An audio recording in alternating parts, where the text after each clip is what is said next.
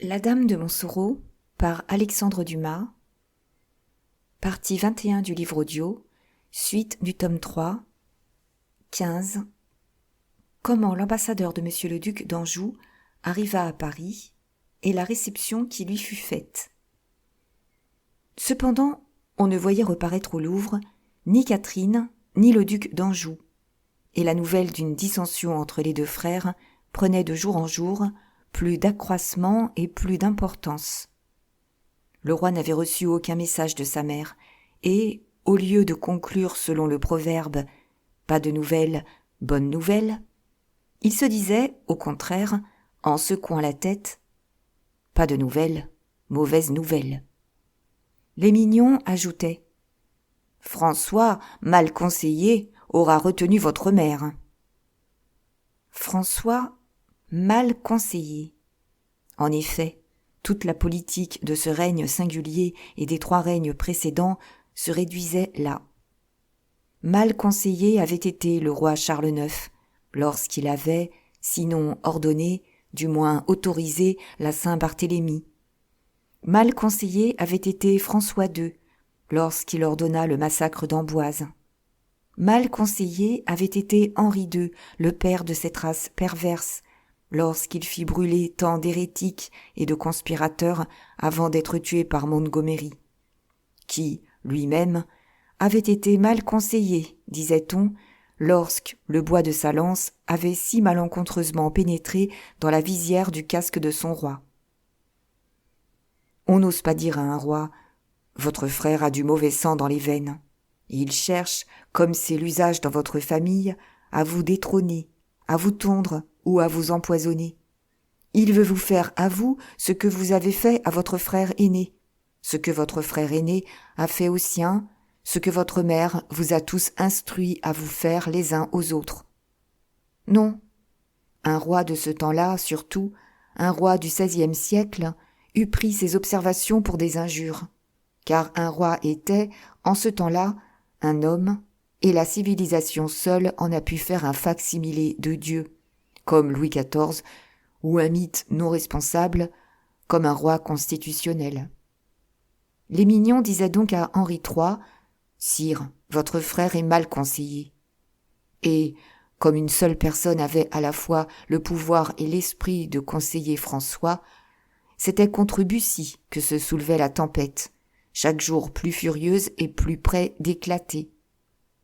Or, on était, dans les conseils publics, à trouver des moyens d'intimidation et dans les conseils privés à chercher des moyens d'extermination, lorsque la nouvelle arriva que monseigneur le duc d'Anjou envoyait un ambassadeur.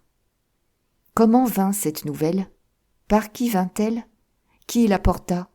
Qui la répandit ? Il serait aussi facile de dire comment se soulèvent les tourbillons de vent dans l'air, les tourbillons de poussière dans la campagne, les tourbillons de bruit dans les villes. Il y a un démon qui met des ailes à certaines nouvelles et qui les lâche comme des aigles dans l'espace. Lorsque celle que nous venons de dire arriva au Louvre, ce fut une conflagration générale.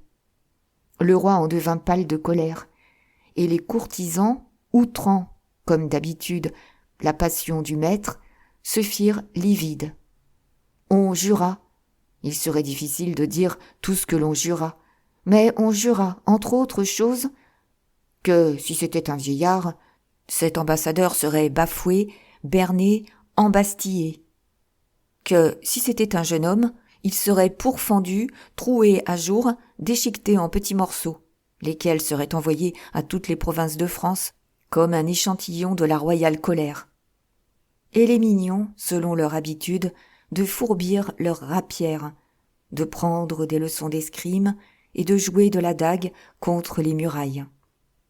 Chicot laissa son épée au fourreau, laissa sa dague dans sa gaine et se mit à réfléchir profondément. Le roi, voyant Chicot réfléchir, se souvint que Chicot avait, un jour, dans un point difficile, qui s'était éclairci depuis, été de l'avis de la reine-mère, laquelle avait eu raison. Il comprit donc que, dans Chicot, était la sagesse du royaume. Et il interrogea Chicot. Sire, répliqua celui-ci après avoir mûrement réfléchi.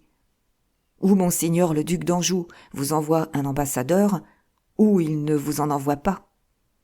Pardieu, dit le roi, c'était bien la peine de te creuser la joue avec le poing pour trouver ce beau dilemme. Patience, patience, comme dit dans la langue de maître Machiavelli, votre auguste mère. Que Dieu conserve. Patience. Tu vois que j'en ai, dit le roi, puisque je t'écoute.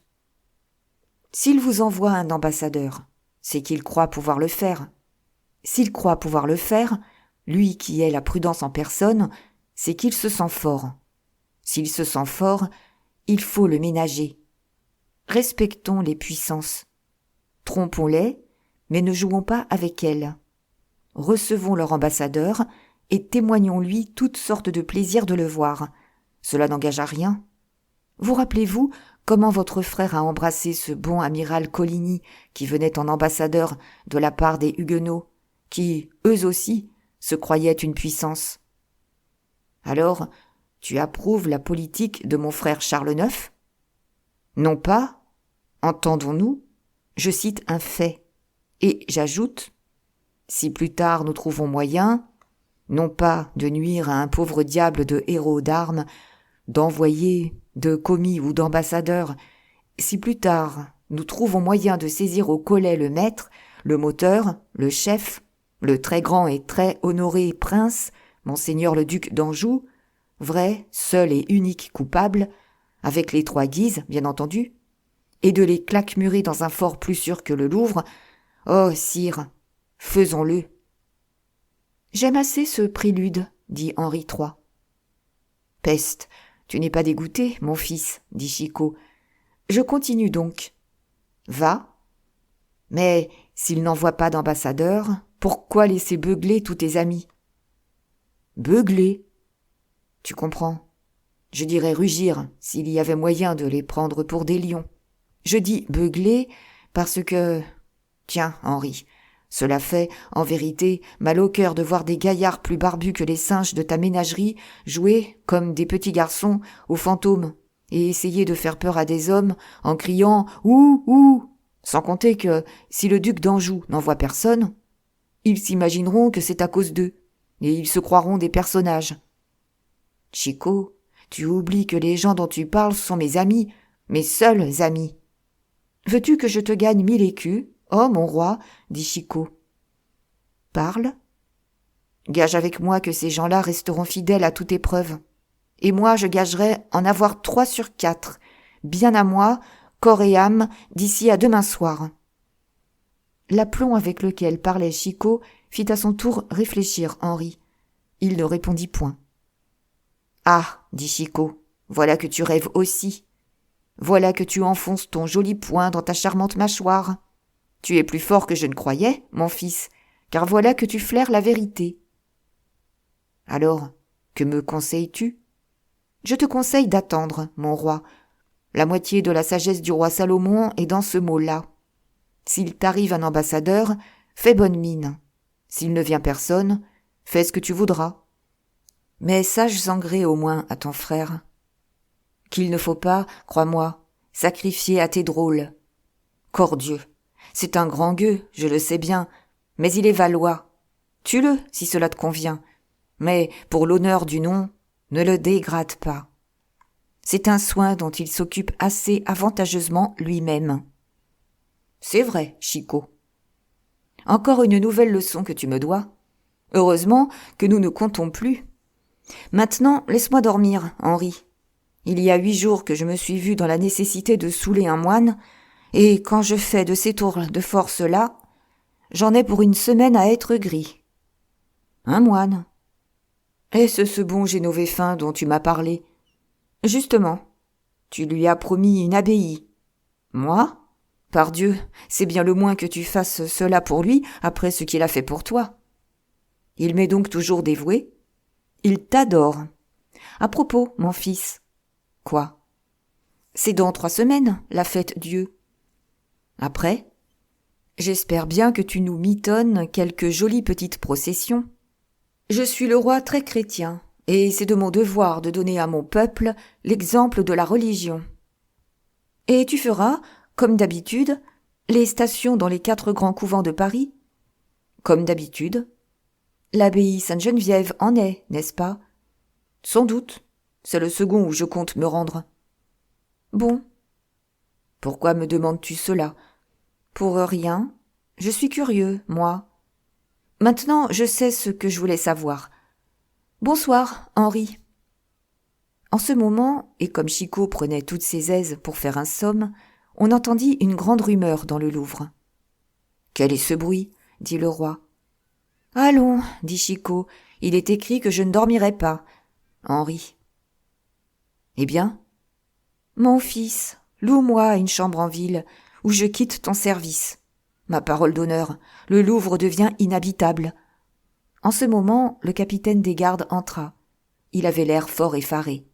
« Qu'y a-t-il » demanda le roi. « Sire, répondit le capitaine, c'est l'envoyé de monsieur le duc d'Anjou qui descend au Louvre. »« Avec une suite ?» demanda le roi. « Non, tout seul. »« Alors il faut doublement bien le recevoir, Henri, car c'est un brave. »« Allons, dit Henri en essayant de prendre un air calme que démentait sa froide pâleur. « Allons, qu'on réunisse toute ma cour dans la grande salle et que l'on m'habille de noir. Il faut être lugubrement vêtu quand on a le malheur de traiter par ambassadeur avec un frère. » 16. Lequel n'est autre chose que la suite du précédent, écourtée par l'auteur pour cause de fin d'année. Le trône de Henri III s'élevait dans la grande salle. Autour de ce trône se pressait une foule frémissante et tumultueuse. Le roi vint s'y asseoir, triste et le front plissé. Tous les yeux étaient tournés vers la galerie par laquelle le capitaine des gardes devait introduire l'envoyé. « Sire, dit Caylus en se penchant à l'oreille du roi, savez-vous le nom de cet ambassadeur ? » ?»« Non, mais que m'importe ? » ?»« Sire, c'est monsieur de Bussy. L'insulte n'est-elle pas triple ? » ?»« Je ne vois pas en quoi il peut y avoir insulte, » dit Henri, s'efforçant de garder son sang-froid. « Peut-être votre majesté ne le voit-elle pas, » dit Schomberg. « Mais nous le voyons bien, nous. » Henri ne répliqua rien. Il sentait fermenter la colère et la haine autour de son trône, et s'applaudissait intérieurement de jeter 2 remparts de cette force entre lui et ses ennemis. Caylus, pâlissant et rougissant tour à tour, appuya les 2 mains sur la garde de son épée. Schomberg ôta ses gants et tira à moitié son poignard hors du fourreau. Maugiron prit son épée des mains d'un page et l'agrafa à sa ceinture. D'Épernon se troussa les moustaches jusqu'aux yeux et se rangea derrière ses compagnons. Quant à Henri, semblable au chasseur qui entend rugir ses chiens contre le sanglier, il laissait faire ses favoris et souriait. « Faites entrer, dit-il. » À ces paroles, un silence de mort s'établit dans la salle, et, du fond de ce silence, on eût dit qu'on entendait gronder sourdement la colère du roi. Alors un pas sec, alors un pied dont l'éperon sonnait avec orgueil sur la dalle, retentit dans la galerie. Bussy entra le front haut, l'œil calme et le chapeau à la main. Aucun de ceux qui entouraient le roi n'attira le regard hautain du jeune homme. Il s'avança droit à Henri, salua profondément et attendit qu'on l'interrogeât, fièrement posé devant le trône, mais avec une fierté toute personnelle, fierté de gentilhomme qui n'avait rien d'insultant pour la majesté royale. « Vous ici, monsieur de Bussy, je vous croyais au fond de l'Anjou. »« Sire, dit Bussy, j'y étais, effectivement, mais, comme vous le voyez, je l'ai quitté. »« Et qui vous amène dans notre capitale ? » ?»« Le désir de présenter mes bien humbles respects à votre majesté. » Le roi et les mignons se regardèrent. Il était évident qu'ils attendaient autre chose de l'impétueux jeune homme. « Et rien de plus ?» dit assez superbement le roi. « J'y ajouterai, sire, l'ordre que j'ai reçu de son Altesse Monseigneur le duc d'Anjou, mon maître, de joindre ses respects aux miens. Et le duc ne vous a rien dit autre chose ? » Il m'a dit qu'étant sur le point de revenir avec la reine-mère, il désirait que votre majesté sût le retour d'un de ses plus fidèles sujets. » Le roi, presque suffoqué de surprise, ne put continuer son interrogatoire. Chicot profita de l'interruption pour s'approcher de l'ambassadeur. « Bonjour, monsieur de Bussy, » dit-il. Bussy se retourna, étonné d'avoir un ami dans toute l'assemblée. « Ah, monsieur Chicot, salut !»« Et de tout mon cœur, » répliqua Bussy. « Comment se porte monsieur de Saint-Luc ?»« Mais fort bien. Il se promène en ce moment avec sa femme du côté des volières. »« Et voilà tout ce que vous aviez à me dire, monsieur de Bussy ?» demanda le roi. « Oui, sire. S'il reste quelque autre nouvelle importante, monseigneur le duc d'Anjou aura l'honneur de vous l'annoncer lui-même. »« Très bien, » dit le roi. Et, se levant tout silencieux de son trône, il descendit les 2 degrés. L'audience était finie. Les groupes se rompirent. Bussy remarqua du coin de l'œil qu'il était entouré par les 4 mignons et comme enfermé dans un cercle vivant plein de frémissements et de menaces. À l'extrémité de la salle, le roi causait bas avec son chancelier. Bussy fit semblant de ne rien voir et continua de s'entretenir avec Chicot. Alors, comme s'il fût entré dans le complot et qu'il eût résolu d'isoler Bussy, le roi appela. « Venez ça, Chicot, on a quelque chose à vous dire, par ici. » Chicot salua Bussy avec une courtoisie qui sentait son gentilhomme d'une lieue. Bussy lui rendit son salut avec non moins d'élégance et demeura seul dans le cercle. Alors, il changea de contenance et de visage. De calme qu'il avait été avec le roi, il était devenu poli avec Chicot. De poli, il se fit gracieux. Voyant Caylus s'approcher de lui, « Eh, bonjour, monsieur de Caylus, lui dit-il.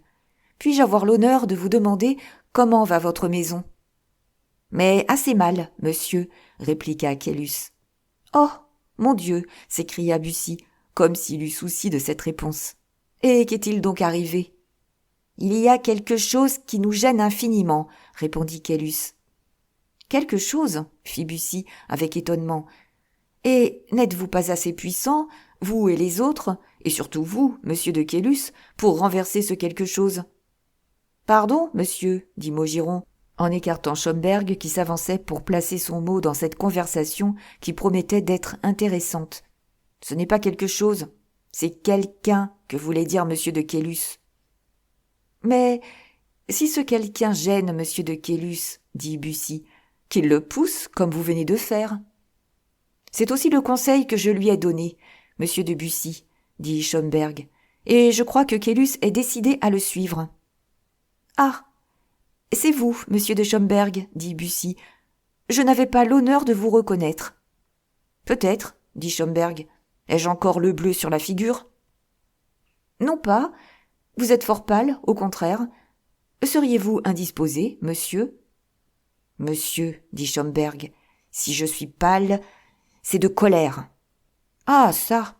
Mais vous êtes donc comme monsieur de Caylus, gêné par quelque chose ou par quelqu'un ?»« Oui, monsieur. »« C'est comme moi, » dit Maugiron. « Moi aussi, j'ai quelqu'un qui me gêne. »« Toujours spirituel, mon cher monsieur de Maugiron, » dit Bussy. « Mais en vérité, messieurs, plus je vous regarde, plus vos figures renversées me préoccupent. »« Vous m'oubliez, monsieur, » dit d'Épernon, en se campant fièrement devant Bussy.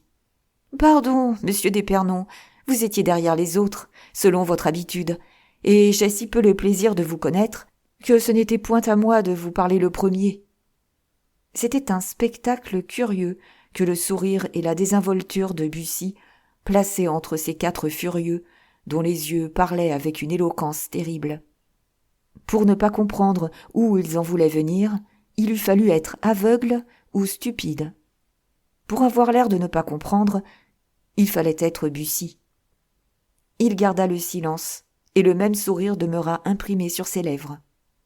« Enfin !» dit avec un éclat de voix et en frappant de sa botte sur la dalle Caylus, qui s'impatienta le premier. « Monsieur, dit-il, Remarquez-vous comme il y a de l'écho dans cette salle ? Rien ne renvoie le son comme les murs de marbre, et les voix sont doublement sonores sous les voûtes de stuc. Bien au contraire, quand on est en rase campagne, les sons se divisent, et je crois, sur mon honneur, que les nuées en prennent leur part. J'avance cette proposition d'après Aristophane. Avez-vous lu Aristophane, messieurs ? Maugiron crut avoir compris l'invitation de Bussy, et il s'approcha du jeune homme pour lui parler à l'oreille. Bussy l'arrêta. « Pas de confidence ici, monsieur, je vous en supplie, lui dit-il. Vous savez combien sa majesté est jalouse. Elle croirait que nous médisons. » Maugiron s'éloigna, plus furieux que jamais. Schomberg prit sa place, et, d'un ton empesé, « Moi, dit-il, je suis un Allemand très lourd, très obtus, mais très franc. Je parle haut pour donner à ceux qui m'écoutent toute facilité de m'entendre. Mais quand ma parole, que j'essaye de rendre la plus claire possible, n'est pas entendue, parce que celui à qui je m'adresse est sourd, ou n'est pas comprise parce que celui à qui je m'adresse ne veut pas comprendre, alors je... »« Vous » dit Bussy en fixant sur le jeune homme dont la main agitée s'écartait du centre. Un de ces regards, comme les tigres seuls en font jaillir de leurs incommensurables prunelles, regards qui semblent sourdre d'un abîme et verser incessamment des torrents de feu. « Vous » Schomberg s'arrêta. Bussy haussa les épaules, pirouetta sur le talon et lui tourna le dos. Il se trouva en face de D'Épernon. D'Épernon était lancé. Il ne lui était pas possible de reculer. « Voyez, messieurs, dit-il, comme monsieur de Bussy est devenu provincial dans la fugue qu'il vient de faire avec monsieur le duc d'Anjou. Il a de la barbe et il n'a pas de nœud à l'épée. Il a des bottes noires et un feutre gris. C'est l'observation que j'étais en train de me faire à moi-même, mon cher monsieur d'Épernon. En vous voyant si bien mis, je me demandais où quelques jours d'absence peuvent conduire un homme. Mais voilà forcé, moi, Louis de Bussy, seigneur de Clermont, de prendre modèle de goût sur un petit gentilhomme gascon. Mais laissez-moi passer, je vous prie. Vous êtes si près de moi que vous m'avez marché sur le pied. Et monsieur de Caylus aussi, ce que j'ai senti malgré mes bottes, ajouta-t-il avec un sourire charmant. En ce moment, Bussy, passant entre D'Épernon et Caylus, tendit la main à Saint-Luc, qui venait d'entrer. Saint-Luc trouva cette main ruisselante de sueur. Il comprit qu'il se passait quelque chose d'extraordinaire, et il entraîna Bussy hors du groupe d'abord, puis hors de la salle. Un murmure étrange circulait parmi les mignons et gagnait les autres groupes de courtisans. « C'est incroyable, disait Caylus. Je l'ai insulté et il n'a pas répondu. »« Moi, dit Maugiron, je l'ai provoqué et il n'a pas répondu. »« Moi, dit Schomberg, ma main s'est levée à la hauteur de son visage et il n'a pas répondu. »« Moi, je lui ai marché sur le pied, criait D'Épernon. Marché sur le pied et il n'a pas répondu. » Et il semblait se grandir de toute l'épaisseur du pied de Bussy. « Il est clair qu'il n'a pas voulu entendre, dit Caylus.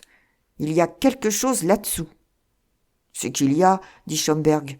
Je le sais, moi. »« Et qu'y a-t-il ? » ?»« Il y a qu'il sent qu'à nous quatre nous le tuerons, et qu'il ne veut pas qu'on le tue. » En ce moment, le roi vint aux jeunes gens. Chicot lui parlait à l'oreille. « Eh bien, disait le roi, que disait donc monsieur de Bussy ? Il m'a semblé entendre parler haut de ce côté. »« Vous voulez savoir ce que disait monsieur de Bussy, sire ? Demanda D'Épernon. « Oui, vous savez que je suis curieux, répliqua Henri en souriant. « Ma foi, rien de bon, sire, dit Caylus. Il n'est plus parisien. »« Et qu'est-il donc ? » ?»« Il est campagnard. Il se range. »« Oh oh, fit le roi, qu'est-ce à dire ? » ?»« C'est-à-dire que je vais dresser un chien à lui mordre les mollets, dit Caylus. Et encore, qui sait si, à travers ses bottes, il s'en apercevra. »« Et moi, dit Schomberg, j'ai une quintaine dans ma maison, je l'appellerai Bussy. »« Moi, dit D'Épernon, j'irai plus droit et plus loin. Aujourd'hui, je lui ai marché sur le pied. Demain, je le souffletterai. C'est un faux brave, un brave d'amour-propre. Il se dit, je me suis assez battu pour l'honneur, Je veux être prudent pour la vie. » « Eh quoi, messieurs, » dit Henri avec une feinte colère. « Vous avez osé maltraiter chez moi, dans le Louvre, un gentilhomme qui est à mon frère ?» ?»« Hélas, oui, » dit Maugiron, répondant à la feinte colère du roi par une feinte humilité. « Et quoique nous l'avons fort maltraité, sire, je vous jure qu'il n'a rien répondu. » Le roi regarda Chicot en souriant et se penchant à son oreille. « Trouves-tu toujours qu'ils beuglent, Chicot ?» demanda-t-il. « Je crois qu'ils ont rugi, hein ?»« Eh » dit Chicot, « peut-être ont-ils miaulé. Je connais des gens à qui le cri du chat fait horriblement mal aux nerfs. Peut-être M. de Bussy est-il de ces gens-là. Voilà pourquoi il sera sorti sans répondre. »« Tu crois ?» dit le roi. « Qui vivra verra, » répondit sentencieusement Chicot.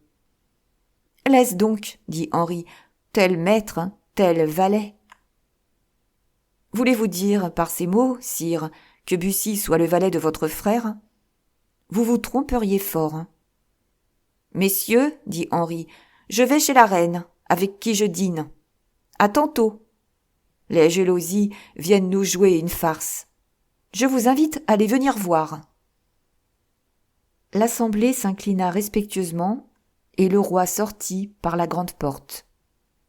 Précisément alors, M. de Saint-Luc entra par la petite. Il arrêta du geste les 4 gentilshommes qui allaient sortir. « Pardon, monsieur de Caylus, dit-il en saluant. Demeurez-vous toujours rue Saint-Honoré ? » « Oui, cher ami. Pourquoi cela ? Demanda Caylus. « J'ai 2 mots à vous dire. »« Ah ah ! Et vous, monsieur de Schomberg, oserais-je m'enquérir de votre adresse ? » « Moi, je demeure rue Béthisy, » dit Schomberg, étonné. « D'Épernon, je sais la vôtre. Rue de Grenelle. »« Vous êtes mon voisin. Et vous, Maugiron ? » ?»« Moi, je suis du quartier du Louvre. »« Je commencerai donc par vous, si vous le permettez. Ou plutôt, non, par vous, Caylus. »« À merveille. Je crois comprendre. Vous venez de la part de monsieur de Bussy ? » ?»« Je ne dis pas de quelle part je viens, messieurs. J'ai à vous parler, voilà tout. »« À tous 4 ? » ?»« Oui. »« Eh bien, mais si vous ne voulez pas parler au Louvre, comme je le présume, parce que le lieu est mauvais, nous pouvons nous rendre chez l'un de nous. Nous pouvons tous entendre ce que vous avez à nous dire à chacun en particulier. »« Parfaitement. »« Allons chez Schomberg, alors, rue Béthisy. C'est à 2 pas. »« Oui, allons chez moi, » dit le jeune homme. « Soit, messieurs, » dit Saint-Luc. Et il salua encore. « Montrez-nous le chemin, monsieur de Schomberg. »« Très volontiers. » Les 5 gentilshommes sortirent du Louvre en se tenant par-dessous le bras et en occupant toute la largeur de la rue. Derrière eux marchaient leurs laquais, armés jusqu'aux dents. On arriva ainsi rue de Béthisy, et Schomberg fit préparer le grand salon de l'hôtel. Saint-Luc s'arrêta dans l'antichambre. 17. Comment M. de Saint-Luc s'acquitta de la commission qui lui avait été donnée par Bussy. Laissons un moment Saint-Luc dans l'antichambre de Schomberg et voyons ce qui s'était passé entre lui et Bussy. Bussy avait, comme nous l'avons vu, quitté la salle d'audience avec son ami en adressant des saluts à tous ceux que l'esprit de courtisanerie n'absorbait pas au point de négliger un homme aussi redoutable que Bussy. Car en ces temps de force brutale, où la puissance personnelle était tout, un homme pouvait, s'il était vigoureux et adroit, se tailler un petit royaume physique et moral dans le beau royaume de France. C'était ainsi que Bussy régnait à la cour du roi Henri III. Mais ce jour-là, comme nous l'avons vu, Bussy avait été assez mal reçu dans son royaume. Une fois hors de la salle, Saint-Luc s'arrêta et, le regardant avec inquiétude, « Est-ce que vous allez vous trouver mal, mon ami ?» lui demanda-t-il. « En vérité, vous pâlissez à faire croire que vous êtes sur le point de vous évanouir. »« Non, » dit Bussy, « seulement j'étouffe de colère. »« Bon, faites-vous donc attention aux propos de tous ces drôles. Corbleu, si j'y fais attention, cher ami, vous allez en juger. Allons, allons, Bussy, du calme.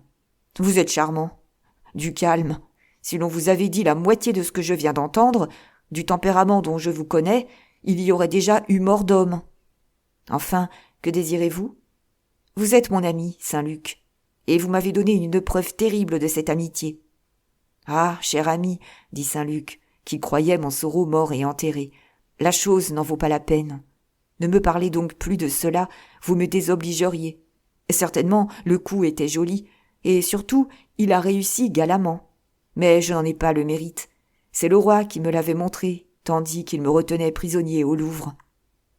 Cher ami, laissons donc le Montsoreau où il est, et parlons de Diane. A-t-elle été un peu contente, la pauvre petite? Me pardonne-t-elle? À quand la noce?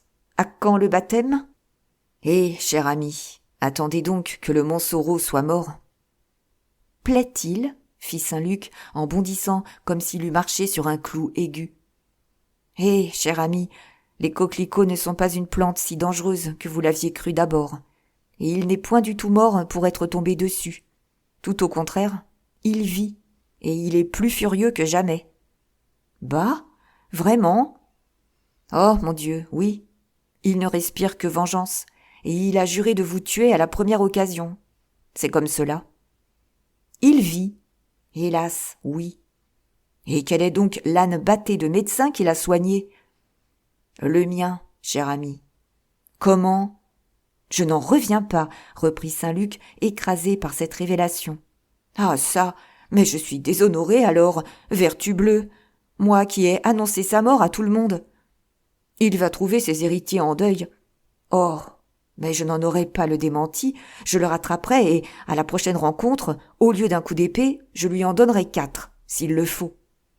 À votre tour, calmez-vous, cher Saint-Luc, dit Bussy. En vérité, Montsoreau me sert mieux que vous ne pensez. Figurez-vous que c'est le duc qu'il soupçonne de vous avoir dépêché contre lui. C'est du duc qu'il est jaloux. Moi, je suis un ange, un ami précieux, un Bayard. Je suis son cher Bussy, enfin. C'est tout naturel, c'est cet animal de Rémy qui l'a tiré d'affaire. Quelle sotte idée il a eue, là! Que voulez-vous? Une idée d'honnête homme. Il se figure que, parce qu'il est médecin, il doit guérir les gens. Mais c'est un visionnaire que ce gaillard-là. Bref, c'est à moi qu'il se prétend redevable de la vie, c'est à moi qu'il confie sa femme. Ah? Je comprends que ce procédé vous fasse attendre plus tranquillement sa mort, mais il n'en est pas moins vrai que j'en suis tout émerveillé. Cher ami, d'honneur, je tombe des nues. Vous voyez qu'il ne s'agit pas pour le moment de monsieur de Montsoreau. Non, jouissons de la vie pendant qu'il est encore sur le flanc. Mais pour le moment de sa convalescence, je vous préviens que je me commande une cotte de maille et que je fais doubler mes volets en fer. Vous informez-vous donc auprès du duc d'Anjou si sa bonne mère ne lui aurait pas donné quelques recettes de contrepoison. En attendant, amusons-nous, très cher, amusons-nous. Bussy ne put s'empêcher de sourire. Il passa son bras sous celui de Saint-Luc. Ainsi, dit-il, mon cher Saint-Luc, vous voyez que vous ne m'avez rendu qu'une moitié de service. Saint-Luc le regarda d'un air étonné. C'est vrai, dit-il. Voudriez-vous donc que je l'achevasse? Ce serait dur. Mais enfin, pour vous, mon cher Bussy, je suis prêt à faire bien des choses. Surtout s'il me regarde avec cet œil jaune. Poids? Non, très cher, non. Je vous l'ai déjà dit, laissons là le Montsoreau. Et, si vous me redevez quelque chose, rapportez ce quelque chose à un autre emploi. Voyons, dites, je vous écoute. Êtes-vous très bien avec ces messieurs de la mignonnerie? Ma foi, poil à poil, comme chat et chien au soleil. Tant que le rayon nous échauffe tous, nous ne nous disons rien. Si l'un de nous seulement prenait la part de lumière et de chaleur des autres, oh, alors, je ne réponds plus de rien. Griffes et dents joueraient leur jeu. Eh bien, mon ami, ce que vous me dites là me charme. Ah, tant mieux. Admettons que le rayon soit intercepté. Admettons, soit. Alors, montrez-moi vos belles dents blanches, allongez vos formidables griffes, et ouvrons la partie. Je ne vous comprends pas. Bussy sourit. Vous allez, s'il vous plaît, cher ami, aborder monsieur de Caylus. Ah ah, fit Saint-Luc. Vous commencez à comprendre, n'est-ce pas? Oui. À merveille. Vous lui demanderez quel jour il lui plairait de me couper la gorge, ou de se la faire couper par moi. Je le lui demanderai, cher ami. Cela ne vous fâche point. Moi, pas le moins du monde. J'irai quand vous voudrez, tout de suite, si cela peut vous être agréable. Un moment, en allant chez M. de Caylus, vous me ferez, par la même occasion, le plaisir de passer chez M. de Schomberg, à qui vous ferez la même proposition, n'est-ce pas? Ah ah, dit Saint-Luc à M. de Schomberg aussi. Diable, comme vous y allez, Bussy. Bussy fit un geste qui n'admettait pas de réplique. Soit, dit Saint-Luc, votre volonté sera faite. Alors, mon cher Saint-Luc, reprit Bussy, puisque je vous trouve si aimable, vous entrerez au Louvre chez M. de Maugiron, à qui j'ai vu le hausse-col, signe qu'il est de garde. Vous l'engagerez à se joindre aux autres, n'est-ce pas? Oh oh, fit Saint-Luc. 3. Y songez-vous, Bussy? Est-ce tout, au moins? Non pas. Comment, non pas? De là, vous vous rendrez chez M. d'Épernon. Je ne vous arrête pas longtemps sur lui, car je le tiens pour un assez pauvre compagnon. Mais enfin, il fera nombre. Saint-Luc laissa tomber ses 2 bras de chaque côté de son corps et regarda Bussy. 4, murmura-t-il. C'est cela même, cher ami, dit Bussy en faisant de la tête un signe d'assentiment. 4. Il va sans dire que je ne recommanderai pas à un homme de votre esprit, de votre bravoure et de votre courtoisie, de procéder vis-à-vis de ces messieurs avec toute la politesse que vous possédez à un si suprême degré. Oh, cher ami, je m'en rapporte à vous pour faire cela galamment. Que la chose soit accommodée de façon seigneuriale, n'est-ce pas? Vous serez content, mon ami. Bussy tendit en souriant la main à Saint-Luc. À la bonne heure, dit-il. Ah, messieurs les mignons, nous allons donc rire à notre tour. Maintenant, cher ami, les conditions. Quelles conditions? Les vôtres. Moi, je n'en fais pas. J'accepterai celles de ces messieurs. Vos armes? Les armes de ces messieurs. Le jour, le lieu et l'heure? Le jour, le lieu et l'heure de ces messieurs. Mais enfin, ne parlons pas de ces misères-là. Faites et faites vite, cher ami. Je me promène là-bas, dans le petit jardin du Louvre. Vous m'y retrouverez, la commission faite. Alors, vous attendez? Oui. Attendez donc. Dame, ce sera peut-être un peu long. J'ai le temps. Nous savons maintenant comment Saint-Luc trouva les 4 jeunes gens encore réunis dans la salle d'audience et comment il entama l'entretien. Rejoignons-le donc dans l'antichambre de l'hôtel de Schomberg, où nous l'avons laissé, attendant cérémonieusement et selon toutes les lois de l'étiquette en vogue à cette époque, tandis que les 4 favoris de Sa Majesté, se doutant de la cause de la visite de Saint-Luc, se posaient aux 4 points cardinaux du vaste salon. Cela fait, les portes s'ouvrirent à 2 battants, et un huissier vint saluer Saint-Luc, qui, le poing sur la hanche, relevant galamment son manteau avec sa rapière, sur la poignée de laquelle il appuyait sa main gauche, marcha, le chapeau à la main droite, jusqu'au milieu du seuil de la porte, où il s'arrêta avec une régularité qui eût fait honneur au plus habile architecte. « Monsieur d'Espinay de Saint-Luc !» cria l'huissier. Saint-Luc entra. Schomberg, en sa qualité de maître de maison, se leva et vint au-devant de son hôte, qui, au lieu de le saluer, remit son chapeau sur sa tête. Cette formalité donnait à la visite sa couleur et son intention. Schomberg répondit par un salut, puis, se tournant vers Caylus. « J'ai l'honneur de vous présenter, dit-il, Monsieur Jacques de Lévis, comte de Caylus. » Saint-Luc fit un pas vers Caylus et salua à son tour, profondément. « Je cherchais monsieur, dit-il. » Caylus salua. Schomberg reprit en se tournant vers un autre point de la salle. « J'ai l'honneur de vous présenter monsieur Louis de Maugiron. » Même salutation de la part de Saint-Luc, même réponse de Maugiron. « Je cherchais monsieur, dit Saint-Luc. » Pour d'Épernon, ce fut la même cérémonie, faite avec le même flegme et la même lenteur.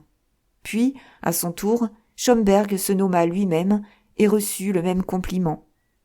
Cela fait, les 4 amis s'assirent. Saint-Luc resta debout. « Monsieur le comte, dit-il à Caylus, vous avez insulté monsieur le comte Louis de Clermont d'Amboise, seigneur de Bussy, qui vous présente ses très humbles civilités et vous appelle en combat singulier, tel jour et à telle heure qu'il vous conviendra, pour que vous combattiez avec telles armes qu'il vous plaira jusqu'à ce que mort s'ensuive. Acceptez-vous » ? « Certes oui, répondit tranquillement Caylus, et monsieur le comte de Bussy me fait beaucoup d'honneur. »« Votre jour, monsieur le comte ? » ?»« Je n'ai pas de préférence. Seulement, j'aimerais mieux demain qu'après-demain, après-demain que les jours suivants. »« Votre heure ? » ?»« Le matin. »« Vos armes ? » ?»« La rapière et la dague, si monsieur de Bussy s'accommode de ces 2 instruments. » Saint-Luc s'inclina. « Tout ce que vous déciderez sur ce point, dit-il, fera loi pour monsieur de Bussy. » Puis il s'adressa à Maugiron, qui répondit la même chose. Puis successivement aux 2 autres. « Mais, dit Schomberg, qui reçut comme maître de maison le compliment le dernier, nous ne songeons pas à une chose, monsieur de Saint-Luc. »« À laquelle ? » ?»« C'est que, s'il nous plaisait, le hasard fait parfois des choses bizarres, s'il nous plaisait, dis-je, de choisir tous le même jour et la même heure, monsieur de Bussy pourrait être fort embarrassé. » Saint-Luc salua avec son plus courtois sourire sur les lèvres.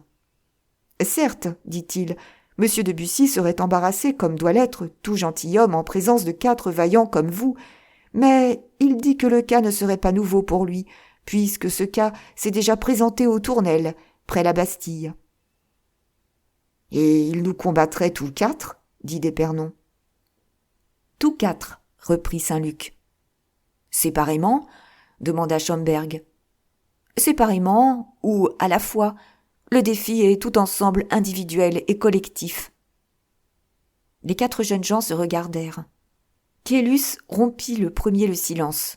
« C'est fort beau de la part de monsieur de Bussy, dit-il, rouge de colère. Mais si peu que nous valions, nous pouvons isolément faire chacun notre besogne. Nous accepterons donc la proposition du comte en nous succédant les uns aux autres. Ou ce qui serait mieux encore, » Caylus regarda ses amis qui, comprenant sans doute sa pensée, firent un signe d'assentiment. « Ou ce qui serait mieux encore, reprit-il, comme nous ne cherchons pas à assassiner un galant homme, c'est que le hasard décida lequel de nous échera à monsieur de Bussy. »« Mais, dit vivement d'Épernon, les 3 autres. »« Les 3 autres ? Monsieur de Bussy a certes trop d'amis, et nous trop d'ennemis, pour que les 3 autres restent les bras croisés. »« Est-ce votre avis, messieurs ? » ajouta Caylus en se retournant vers ses compagnons. « Oui, dirent-ils d'une commune voix. »« Il me serait même particulièrement agréable, dit Schomberg, que monsieur de Bussy invitât à cette fête monsieur de Livarot. »« Si j'osais émettre une opinion, dit Maugiron, je désirerais que monsieur de Balzac d'Entraguet en fût. »« Et la partie serait complète, dit Caylus, si monsieur de Ribérac voulait bien accompagner ses amis. »« Messieurs, dit Saint-Luc, je transmettrai vos désirs à monsieur le comte de Bussy, et je crois pouvoir vous répondre d'avance qu'il est trop courtois pour ne pas s'y conformer. Il ne me reste donc plus, messieurs, qu'à vous remercier bien sincèrement de la part de monsieur le comte. » Saint-Luc salua de nouveau, et l'on vit les 4 têtes des gentilshommes, provoqués, s'abaisser au niveau de la sienne. Les 4 jeunes gens reconduisirent Saint-Luc jusqu'à la porte du salon. Dans la dernière antichambre, il trouva les 4 laquais rassemblés. Il tira sa bourse pleine d'or et la jeta au milieu d'eux en disant « Voici pour boire à la santé de vos maîtres. » 18. En quoi monsieur de Saint-Luc était plus civilisé que monsieur de Bussy, des leçons qu'il lui donna, et de l'usage qu'en fit l'amant de la belle Diane. Saint-Luc revint très fier d'avoir si bien fait sa commission. Bussy l'attendait et le remercia. Saint-Luc le trouva tout triste, ce qui n'était pas naturel chez un homme aussi brave, à la nouvelle d'un bon et brillant duel. « Ai-je mal fait les choses ?» dit Saint-Luc. « Vous voilà tout hérissé.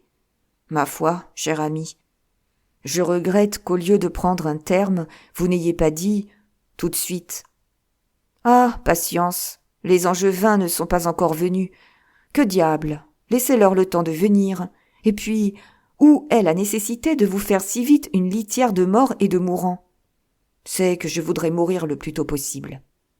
Saint-Luc regarda Bussy avec cet étonnement que les gens parfaitement organisés éprouvent tout d'abord à la moindre apparence d'un malheur même étranger. Mourir. Quand on a votre âge, votre maîtresse et votre nom. Oui, j'en tuerai, je suis sûr, 4, et je recevrai un bon coup qui me tranquillisera éternellement. Des idées noires, Bussy. Je voudrais bien vous y voir, vous. Un mari qu'on croyait mort et qui revient, une femme qui ne peut plus quitter le chevet du lit de ce prétendu moribond. Ne jamais se sourire, ne jamais se parler, ne jamais se toucher la main. Mordieu, je voudrais bien avoir quelqu'un à écharper. Saint-Luc répondit à cette sortie par un éclat de rire qui fit envoler toute une volée de moineaux qui picotaient les sorbiers du petit jardin du Louvre. « Ah !» s'écria-t-il, « que voilà un homme innocent. Dire que les femmes aiment ce Bussy, un écolier. Mais, mon cher, vous perdez le sens. Il n'y a pas d'amant aussi heureux que vous sur la terre. »« Ah, fort bien. Prouvez-moi un peu cela, vous, homme marié. Nihil facilus, comme disait le jésuite Triquet, mon pédagogue. Vous êtes l'ami de monsieur de Montsoreau. Ma foi, j'en ai honte, pour l'honneur de l'intelligence humaine. Ce butor m'appelle son ami. Eh bien, soyez son ami. Oh, abusez de ce titre. Psorsus absurdum, disait toujours Triquet. Est-il vraiment votre ami? Mais il le dit. Non, puisqu'il vous rend malheureux. Or, le but de l'amitié est de faire que les hommes soient heureux l'un par l'autre. Du moins, c'est ainsi que Sa Majesté définit l'amitié. Et le roi est lettré. Bussy se mit à rire. « Je continue, dit Saint-Luc. S'il vous rend malheureux, vous n'êtes pas ami. Donc vous pouvez le traiter soit en indifférent, et alors lui prendre sa femme, soit en ennemi, et le retuer s'il n'est pas content. »« Au fait, dit Bussy, je le déteste. »« Et lui vous craint. »« Vous croyez qu'il ne m'aime pas ? Dame, essayez, prenez-lui sa femme, et vous verrez. » Est-ce toujours la logique du père Triquet ? Non, c'est la mienne. Je vous en fais mon compliment. Elle vous satisfait ? Non, j'aime mieux être homme d'honneur. Et laissez madame de Montsoreau guérir moralement et physiquement son mari, car enfin, si vous vous faites tuer, il est certain qu'elle s'attachera au seul homme qui lui reste. Bussy fronça le sourcil. Mais, au surplus, ajouta Saint-Luc, voici madame de Saint-Luc, elle est de bon conseil. Après s'être fait un bouquet dans les parterres de la Reine-Mère, elle sera de bonne humeur. Écoutez-la, elle parle d'or. En effet, Jeanne arrivait radieuse, éblouissante de bonheur et pétillante de malice. Il y a de ces heureuses natures qui font de tout ce qui les environne, comme l'alouette au champ, un réveil joyeux, un riant augure. Bussy la salua en ami. Elle lui tendit la main, ce qui prouve bien que ce n'est pas le plénipotentiaire Dubois qui a rapporté cette mode d'Angleterre avec le traité de la quadruple alliance. « Comment vont les amours ?» dit-elle en liant son bouquet avec une tresse d'or. « Ils se meurent, » dit Bussy. « Bon, ils sont blessés et ils s'évanouissent, » dit Saint-Luc. « Je gage que vous allez les faire revenir à eux, Jeanne. »« Voyons, » dit-elle, « qu'on me montre la plaie. » « En 2 mots, voici, » reprit Saint-Luc. « Monsieur de Bussy n'aime pas à sourire au comte de Montsoreau, et il a formé le dessein de se retirer. »« Et de lui laisser Diane ?» s'écria Jeanne avec effroi. Bussy, inquiet de cette première démonstration, ajouta. « Oh, madame, Saint-Luc ne vous dit pas que je veux mourir. » Jeanne le regarda un moment avec une compassion qui n'était pas évangélique. « Pauvre Diane !» murmura-t-elle. « Aimez donc. Décidément, les hommes sont tous des ingrats. »« Bon, dit Saint-Luc, voilà la morale de ma femme. »« Ingrat, moi ?» s'écria Bussy, « parce que je crains d'avilir mon amour en la soumettant aux lâches pratiques de l'hypocrisie. »« Monsieur, ce n'est là qu'un méchant prétexte, dit Jeanne. Si vous étiez bien épris, Vous ne craindriez qu'une sorte d'avilissement, n'être plus aimé. Ah ah, fit Saint-Luc, ouvrez votre escarcelle, mon cher. Mais, madame, dit affectueusement Bussy, il est des sacrifices tels. Plus un mot. Avouez que vous n'aimez plus Diane. Ce sera plus digne d'un galant homme. Bussy pâlit à cette seule idée. Vous n'osez pas le dire. Eh bien, moi, je le lui dirai. Madame, madame. Vous êtes plaisants, vous autres, avec vos sacrifices. Et nous, n'en faisons-nous pas des sacrifices? Quoi, s'exposer à se faire massacrer par ce tigre de Montsoreau?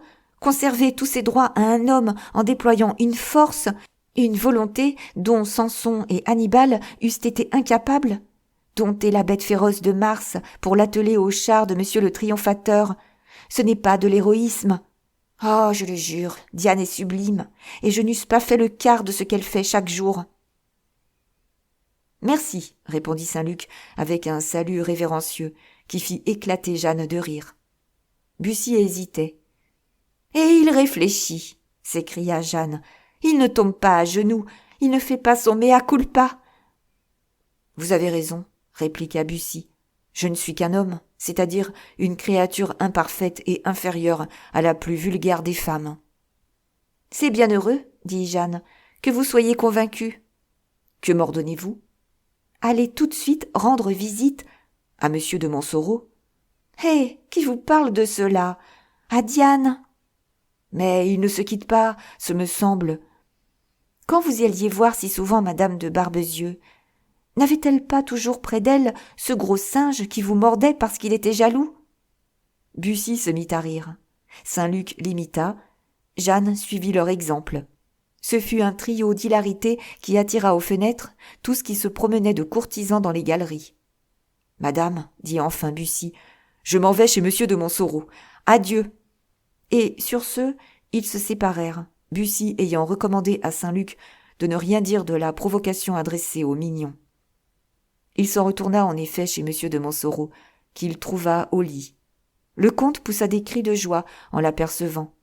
Rémy venait de promettre que sa blessure serait guérie avant 3 semaines. Diane posa un doigt sur ses lèvres. C'était sa manière de saluer. Il fallut raconter au comte toute l'histoire de la commission dont le duc d'Anjou avait chargé Bussy. La visite à la cour, le malaise du roi, la froide mine des mignons. Froide mine fut le mot dont se servit Bussy. Diane ne fit qu'en rire. Montsoreau, tout pensif à ces nouvelles, pria Bussy de se pencher vers lui et lui dit à l'oreille : « Il y a encore des projets sous jeu, n'est-ce pas ? » « Je le crois, » répliqua Bussy. « Croyez-moi, » dit Montsoreau, « ne vous compromettez pas pour ce vilain homme. Je le connais, il est perfide. Je vous réponds qu'il n'hésite jamais au bord d'une trahison. »« Je le sais, » dit Bussy avec un sourire qui rappela au comte la circonstance dans laquelle lui, Bussy, avait souffert de cette trahison du duc. « C'est que, voyez-vous, dit Montsoreau, vous êtes mon ami, et je veux vous mettre en garde. Au surplus, chaque fois que vous aurez une position difficile, demandez-moi conseil. »«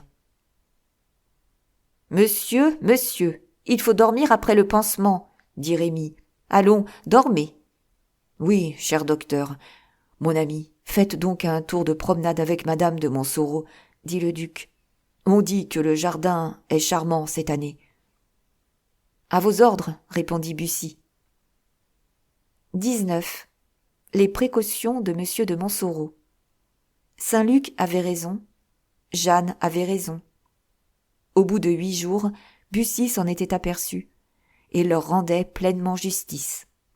Être un homme d'autrefois eût été grand et beau pour la postérité, mais c'était n'être plus qu'un vieil homme, et Bussy, oublieux de Plutarque, qui avait cessé d'être son auteur favori depuis que l'amour l'avait corrompu, Bussy, beau comme Alcibiade, ne se souciant plus que du présent, se montrait désormais peu friand d'un article d'histoire près de Scipion ou de Bayard en leurs jours de continence. Diane était plus simple, plus nature, comme on dit aujourd'hui. Elle se laissait aller aux 2 instincts que le misanthrope Figaro reconnaît innés dans l'espèce. Aimer et trompée. Elle n'avait jamais eu l'idée de pousser jusqu'à la spéculation philosophique ses opinions sur ce que Charron et Montaigne appellent l'honnête. Aimer Bussy, c'était sa logique.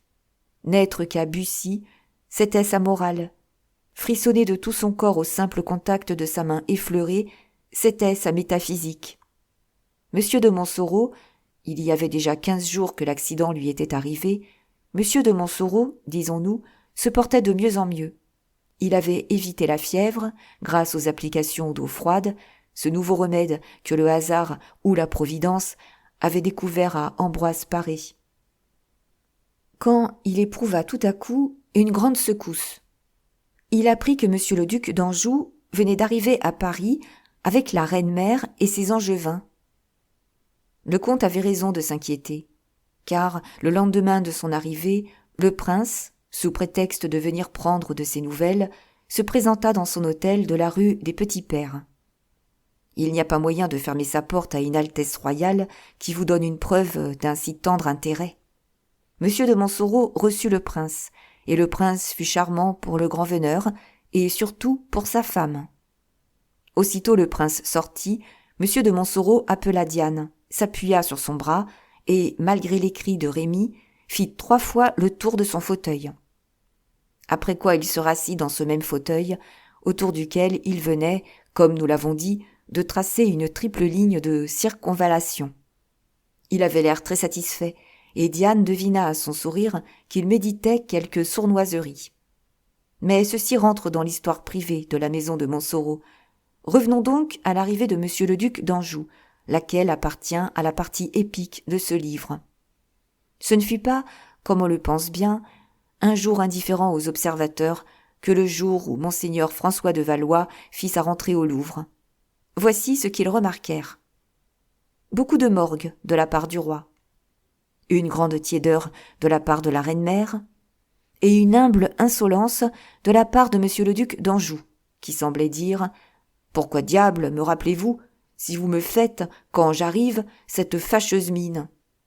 Toute cette réception était assaisonnée des regards rutilants, flamboyants, dévorants, de messieurs de Livarot, de Ribérac et d'Entraguet, lesquels, prévenus par Bussy, étaient bien aises de faire comprendre à leurs futurs adversaires que, s'il y avait empêchement au combat, cet empêchement, pour sûr, ne viendrait pas de leur part.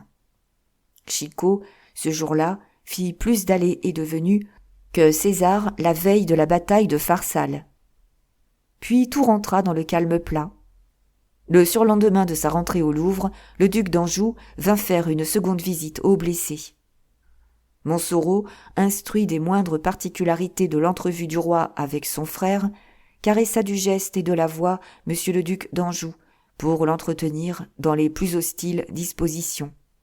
Puis, comme il allait de mieux en mieux, quand le duc fut parti, il reprit le bras de sa femme, et, au lieu de faire 3 fois le tour de son fauteuil, il fit 1 fois le tour de sa chambre. Après quoi, il se rassit d'un air encore plus satisfait que la première fois. Le même soir, Diane prévint Bussy que monsieur de Montsoreau méditait bien certainement quelque chose. Un instant après, Montsoreau et Bussy se trouvèrent seuls. « Quand je pense, dit Montsoreau à Bussy, que ce prince, qui me fait si bonne mine, est mon ennemi mortel, et que c'est lui qui m'a fait assassiner par monsieur de Saint-Luc. »« Oh, assassiner, dit Bussy. Prenez garde, monsieur le comte. Saint-Luc est bon gentilhomme, et vous avouez vous-même que vous l'aviez provoqué, que vous aviez tiré l'épée le premier, et que vous avez reçu le coup en combattant. D'accord, mais il n'en est pas moins vrai qu'il obéissait aux instigations du duc d'Anjou. »« Écoutez, dit Bussy, je connais le duc, et surtout, je connais monsieur de Saint-Luc. Je dois vous dire que monsieur de Saint-Luc est tout entier au roi, et pas du tout au prince. Ah, si votre coup d'épée vous venait d'Entraguet, de Livarot ou de Ribérac, je ne dis pas. Mais de Saint-Luc. Vous ne connaissez pas l'histoire de France comme je la connais, mon cher monsieur de Bussy, dit Montsoreau, obstiné dans son opinion. Bussy eût pu lui répondre que s'il connaissait mal l'histoire de France, il connaissait en échange parfaitement celle de l'Anjou, et surtout de la partie de l'Anjou où était enclavé Méridor. Enfin, Montsoreau en vint à se lever et à descendre dans le jardin. « Cela me suffit, dit-il en remontant. Ce soir, nous déménagerons. »« Pourquoi cela ?» dit Rémy. « Est-ce que vous n'êtes pas en bon air dans la rue des Petits Pères, ou la distraction vous manque-t-elle ?»« Au contraire, dit Montsoreau, j'en ai trop de distraction. Monsieur d'Anjou me fatigue avec ses visites. Il amène toujours avec lui une trentaine de gentilshommes, et le bruit de leurs éperons m'agace horriblement les nerfs. Mais où allez-vous ? J'ai ordonné qu'on mît en état ma petite maison des Tournelles. » Bussy et Diane, car Bussy était toujours là, échangèrent un regard amoureux de souvenirs. « Comment ? Cette bicoque ?» s'écria étourdiment Rémy. « Ah ah, vous la connaissez ?» fit Montsoreau. « Pardieu, dit le jeune homme, qui ne connaît pas les habitations de monsieur le grand-veneur de France, et surtout quand on a demeuré rue Beautreillis. » Montsoreau, par l'habitude, roula quelques vagues soupçons dans son esprit. « Oui, j'irai là, dit-il, et j'y serai bien. On n'y peut recevoir que 4 personnes au plus. C'est une forteresse, et, par la fenêtre, on voit à 300 pas de distance ceux qui viennent vous faire visite. »« De sorte, demanda Rémy. De sorte qu'on peut les éviter quand on veut, dit Montsoreau, surtout quand on se porte bien. » Bussy se mordit les lèvres. Il craignait qu'il ne vînt un temps où Montsoreau l'éviterait à son tour. Diane soupira. Elle se souvenait avoir vu, dans cette petite maison, Bussy blessé, évanoui sur son lit. Rémy réfléchit. Aussi fut-il le premier des 3 qui parla. « Vous ne le pouvez pas, dit-il. »« Et pourquoi cela, s'il vous plaît, monsieur le docteur ?»« Parce qu'un grand veneur de France a des réceptions à faire, des valets à entretenir, des équipages à soigner. Qu'il ait un palais pour ses chiens, cela se conçoit, mais qu'il ait un chenil pour lui, c'est impossible. »« Fit Montsoreau, d'un ton qui voulait dire « c'est vrai. »« Et puis, dit Rémy, car je suis le médecin, du cœur comme celui du corps. Ce n'est pas votre séjour ici qui vous préoccupe. »« Qu'est-ce donc ? » ?»« C'est celui de madame. »« Eh bien, faites déménager la comtesse. »« M'en séparer ?» s'écria Montsoreau en fixant sur Diane un regard où il y avait, certes, plus de colère que d'amour. « Alors, séparez-vous de votre charge, donnez votre démission de grand-veneur. Je crois que ce serait sage, car vraiment, ou vous ferez, ou vous ne ferez pas votre service. Si vous ne le faites pas, vous mécontenterez le roi, et si vous le faites... »« Je ferai ce qu'il faudra faire, » dit Montsoreau, les dents serrées, « mais je ne quitterai pas la comtesse. » Le comte achevait ces mots lorsqu'on entendit dans la cour un grand bruit de chevaux et de voix. Montsoreau frémit. « Encore le duc !» murmura-t-il. « Oui, justement, » dit Rémy en allant à la fenêtre. Le jeune homme n'avait point achevé que, grâce au privilège qu'ont les princes d'entrer sans être annoncés, le duc entra dans la chambre. Montsoreau était aux aguets. Il vit que le premier coup d'œil de François avait été pour Diane. Bientôt les galanteries intarissables du duc l'éclairèrent mieux encore.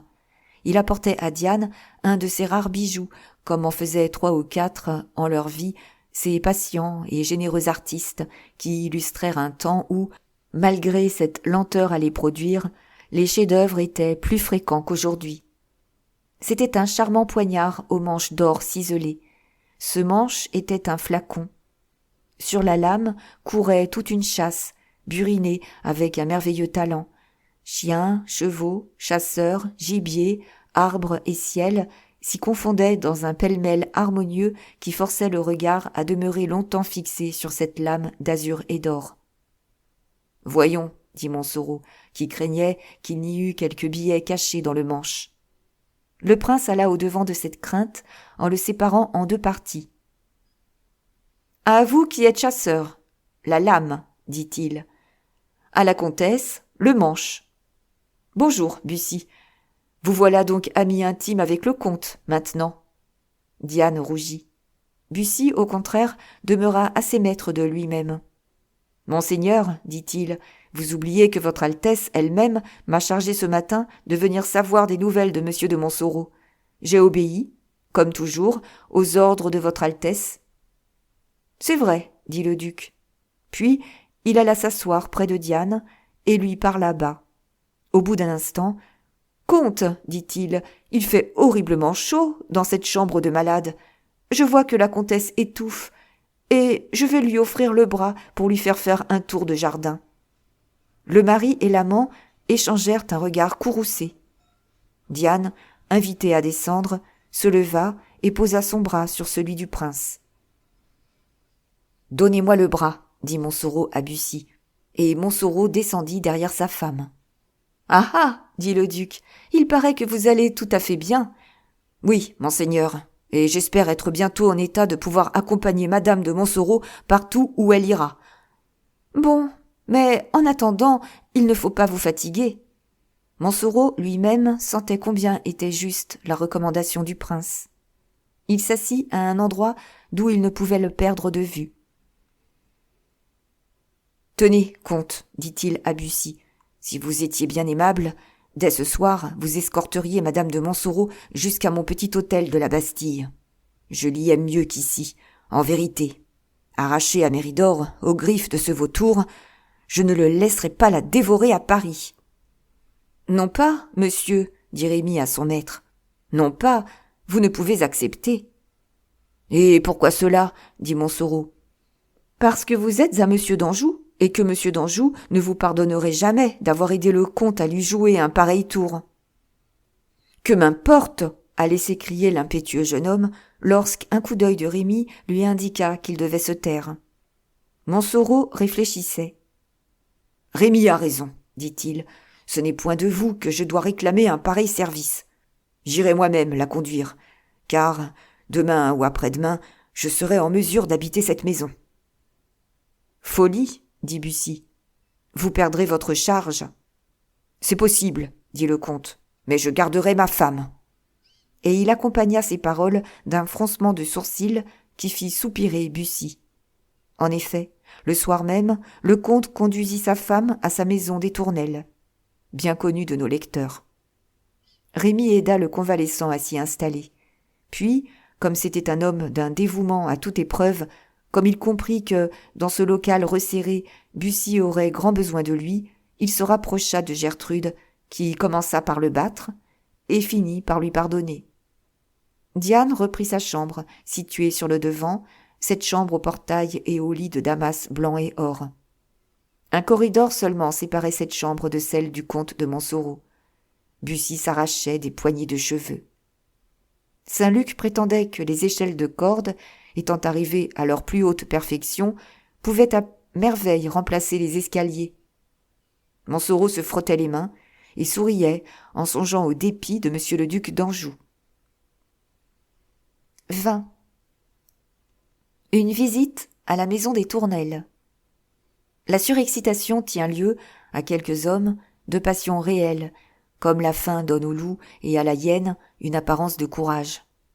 C'était sous l'impression d'un sentiment pareil que M. d'Anjou, dont le dépit ne pourrait se décrire lorsqu'il ne retrouva plus Diane à Méridor, était revenu à Paris. À son retour, il était presque amoureux de cette femme, et cela justement parce qu'on la lui enlevait. Il en résultait que sa haine pour Montsoreau, haine qui datait du jour où il avait appris que le comte le trahissait, il en résultait, disons-nous, que sa haine s'était changée en une sorte de fureur, d'autant plus dangereuse qu'ayant expérimenté déjà le caractère énergique du comte, il voulait se tenir prêt à frapper sans donner prise sur lui-même. D'un autre côté, il n'avait pas renoncé à ses espérances politiques, bien au contraire, et l'assurance qu'il avait prise de sa propre importance l'avait grandi à ses propres yeux. À peine de retour à Paris, il avait donc recommencé ses ténébreuses et souterraines machinations. Le moment était favorable. Bon nombre de ces conspirateurs chancelants, qui sont dévoués au succès, rassurés par l'espèce de triomphe que la faiblesse du roi et l'astuce de Catherine venaient de donner aux Angevins, s'empressaient autour du duc d'Anjou ralliant, par des fils imperceptibles mais puissants, la cause du prince à celle des Guises, qui demeurait prudemment dans l'ombre et qui gardait un silence dont Chicot se trouvait fort alarmé. Au reste, plus d'épanchement politique du duc envers Bussy. Une hypocrisie amicale, voilà tout. Le prince était vaguement troublé d'avoir vu le jeune homme chez Montsoreau, et il lui gardait rancune de cette confiance que Montsoreau, si défiant, avait néanmoins envers lui. Il s'effrayait aussi de cette joie qui épanouissait le visage de Diane, de ces fraîches couleurs qui la rendaient si désirable, d'adorable qu'elle était. Le prince savait que les fleurs ne se colorent et ne se parfument qu'au soleil, et les femmes qu'à l'amour. Diane était visiblement heureuse, et pour le prince, toujours malveillant et soucieux, le bonheur d'autrui semblait une hostilité. Né prince, devenu puissant par une route sombre et tortueuse, décidé à se servir de la force, soit pour ses amours, soit pour ses vengeances, depuis que la force lui avait réussi. Bien conseillé, d'ailleurs, par Aurilly, le duc pensa qu'il serait honteux pour lui d'être ainsi arrêté dans ses désirs par des obstacles aussi ridicules que le sont une jalousie de mari et une répugnance de femme. Un jour qu'il avait mal dormi et qu'il avait passé la nuit à poursuivre ses mauvais rêves qu'on fait dans un demi-sommeil fiévreux, il sentit qu'il était monté au ton de ses désirs et commanda ses équipages pour aller voir Montsoreau. Montsoreau, comme on le sait, était parti pour sa maison des Tournelles. Le prince sourit à cette annonce. C'était la petite pièce de la comédie de Méridor. Il s'enquit, mais pour la forme seulement, de l'endroit où était située cette maison. On lui répondit que c'était sur la place Saint-Antoine, et, se retournant alors vers Bussy, qui l'avait accompagné, « Puisqu'il est aux Tournelles, dit-il, allons aux Tournelles. » L'escorte se remit en marche, et bientôt tout le quartier fut en rumeur par la présence de ces 24 beaux gentilshommes qui composaient d'ordinaire la suite du prince, et qui avaient chacun 2 laquais et 3 chevaux. Le prince connaissait bien la maison et la porte. Bussy ne la connaissait pas moins bien que lui. Ils s'arrêtèrent tous deux devant la porte, s'engagèrent dans l'allée et montèrent tous deux. Seulement, le prince entra dans les appartements, et Bussy demeura sur le palier. Il résulta de cet arrangement que le prince, qui paraissait le privilégié, ne vit que Montsoreau, lequel le reçut couché sur une chaise longue, tandis que Bussy fut reçu dans les bras de Diane, qui l'étreignirent fort tendrement, tandis que Gertrude faisait le guet. Montsoreau, naturellement pâle, devint livide en apercevant le prince. C'était sa vision terrible. « Monseigneur, dit-il, frissonnant de contrariété, Monseigneur, dans cette pauvre maison, en vérité, c'est trop d'honneur pour le peu que je suis. » L'ironie était visible, car à peine le comte se donnait-il la peine de la déguiser. Cependant, le prince ne parut aucunement la remarquer, et, s'approchant du convalescent avec un sourire, « Partout où va un ami souffrant, dit-il, j'irai pour demander de ses nouvelles. En vérité, prince, votre Altesse a dit le mot ami, je crois. Je l'ai dit, mon cher comte. Comment allez-vous? Beaucoup mieux, monseigneur. Je me lève, je vais, je viens, et dans 8 jours il n'y paraîtra plus. Est-ce votre médecin qui vous a prescrit l'air de la Bastille? Demanda le prince avec l'accent le plus candide du monde. Oui, monseigneur. N'étiez-vous pas bien rue des Petits Pères? Non, monseigneur, j'y recevais trop de monde, et ce monde menait trop grand bruit. Le comte prononça ces paroles avec un ton de fermeté qui n'échappa point au prince, et cependant le prince ne parut point y faire attention. « Mais vous n'avez point de jardin ici, ce me semble, dit-il. »« Le jardin me faisait tort, monseigneur, » répondit Montsoreau. « Mais où vous promeniez-vous, mon cher ?»« Justement, monseigneur, je ne me promenais pas. » Le prince se mordit les lèvres et se renversa sur sa chaise. « Vous savez, comte, dit-il, après un moment de silence, que l'on demande beaucoup votre charge de grand-veneur au roi. Bah, et sous quel prétexte, monseigneur? Beaucoup prétendent que vous êtes mort. Oh, monseigneur, j'en suis sûr. Réponds que je ne le suis pas. Moi, je ne réponds rien du tout. Vous vous enterrez, mon cher, donc vous êtes mort. Montsoreau se mordit les lèvres à son tour. Que voulez-vous, monseigneur, dit-il. Je perdrai mes charges. Vraiment? Oui, il y a des choses que je leur préfère. Ah, fit le prince, c'est fort désintéressé de votre part. Je suis fait ainsi, monseigneur. En ce cas, puisque vous êtes ainsi fait, vous ne trouveriez pas mauvais que le roi le sût. Qui le lui dirait? Dame, s'il m'interroge, il faudra bien que je lui répète notre conversation. Ma foi, monseigneur, si l'on répétait au roi tout ce qui se dit à Paris, Sa Majesté n'aurait pas assez de ses 2 oreilles. Que se dit-il donc à Paris, monsieur? Dit le prince en se retournant vers le comte aussi vivement que si un serpent l'eût piqué. Montsoreau vit que, tout doucement, la conversation avait pris une tournure un peu trop sérieuse pour un convalescent n'ayant pas encore toute liberté d'agir. Il calma la colère qui bouillonnait au fond de son âme et, prenant un visage indifférent. « Que sais-je, moi, pauvre paralytique, dit-il. Les événements passent, et j'en aperçois à peine l'ombre. Si le roi est dépité de me voir si mal faire son service, il a tort. Comment cela? Sans doute, mon accident, eh bien, vient un peu de sa faute. Expliquez-vous. Dame, monsieur de Saint-Luc, qui m'a donné ce coup d'épée, n'est-il pas des plus chers amis du roi? C'est le roi qui lui a montré la botte secrète à l'aide de laquelle il m'a troué la poitrine.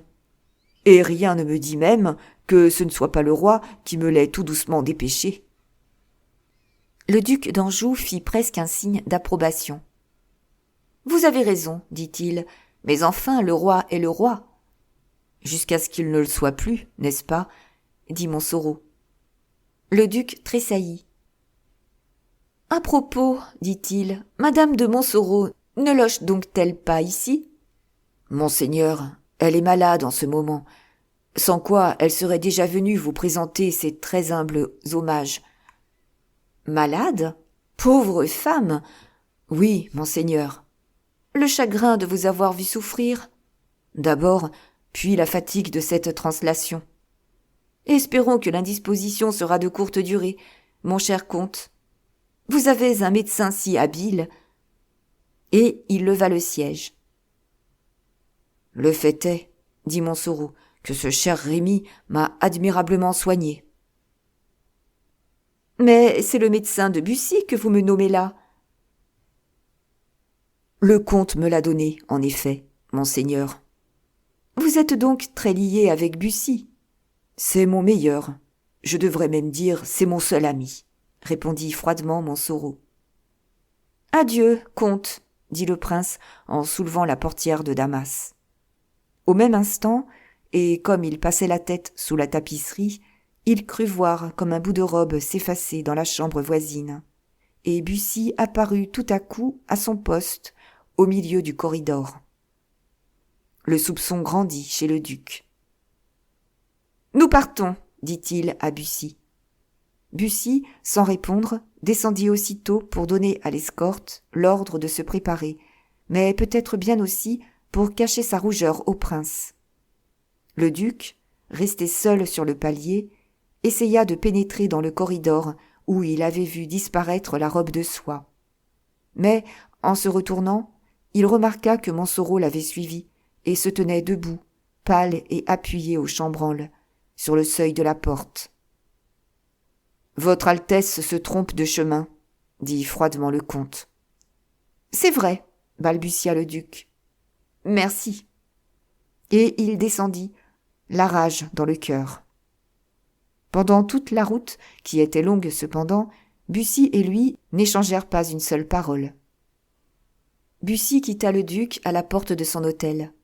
Lorsque le duc fut rentré et seul dans son cabinet, Aurilly s'y glissa mystérieusement. « Eh bien, dit le duc en l'apercevant, je suis bafoué par le mari. »« Et peut-être aussi par l'amant, monseigneur, dit le musicien. Que dis-tu ? La vérité, Altesse. Achève alors. Écoutez, monseigneur, j'espère que vous me pardonnerez, car c'était pour le service de votre Altesse. Va, c'est convenu, je te pardonne d'avance. Eh bien, j'ai guetté sous un hangar après que vous fûtes monté. Ah ah, et qu'as-tu vu ? J'ai vu paraître une robe de femme. J'ai vu cette femme se pencher. J'ai vu 2 bras se nouer autour de son cou. Et, comme mon oreille est exercée, j'ai entendu fort distinctement le bruit d'un long et tendre baiser. « Mais quel était l'homme » demanda le duc. « L'as-tu reconnu, lui ?» « Je ne puis reconnaître des bras, » dit Aurilly. « Les gants n'ont pas de visage, monseigneur. »« Oui, mais on peut reconnaître des gants. »« En effet. Il m'a semblé, » dit Aurilly. « Que tu les reconnaissais, n'est-ce pas ?